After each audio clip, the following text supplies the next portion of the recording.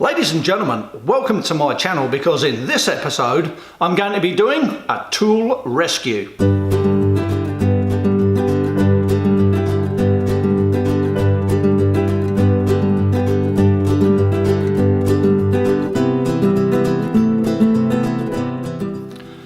So ladies and gentlemen, I've been out and about looking for blacksmithing equipment, keeping my eyes open and all that kind of thing.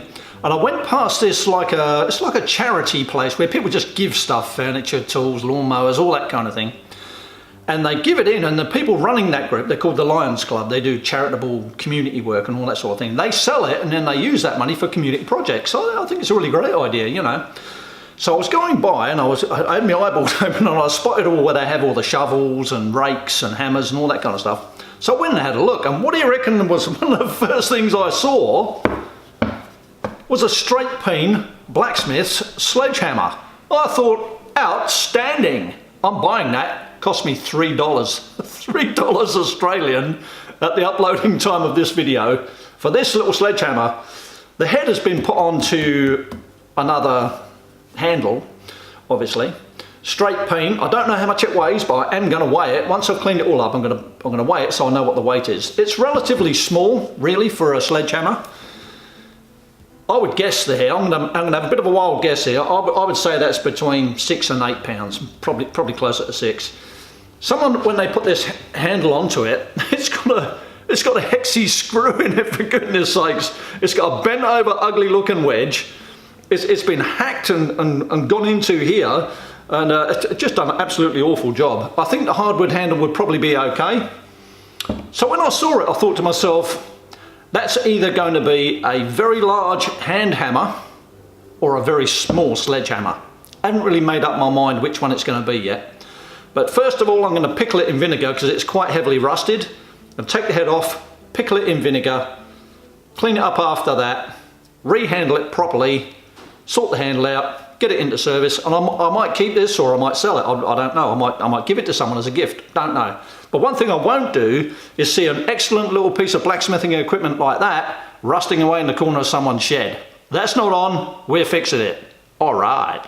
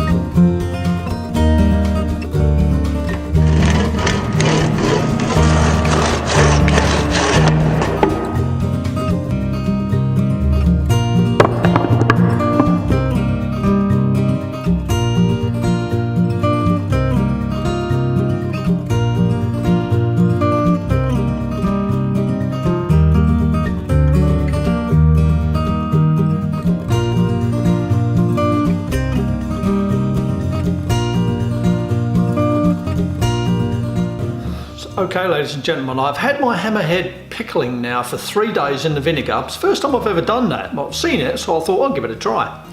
Worked really, really well. I took it out of the vinegar, I scrubbed everything off with a wire brush, then I neutralised it with Windex, washed it again, put a little bit of light automotive oil, you know, like WD-40, and I put that on there. And this is how it's come out. It's come out with a really, really good looking sort of a gunmetal grey, almost like forged mill scale sort of look that I really, really like. I think that looks absolutely awesome.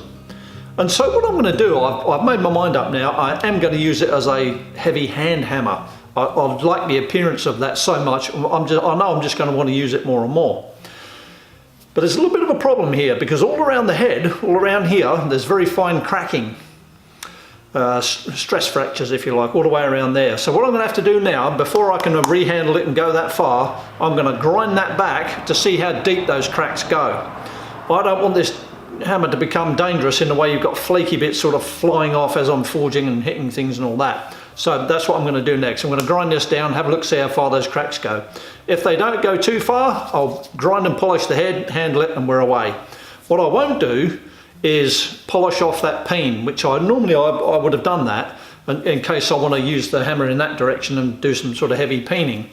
But there's a bit of damage just up in the corner here, and I would just have to take off too much. So I think I'll just leave that as it is, use one of my other hammers for peening, and just concentrate on using the face just for a few heavy blows. I wouldn't use it consistently because it's too heavy. Go ahead and do that now, see how it works out.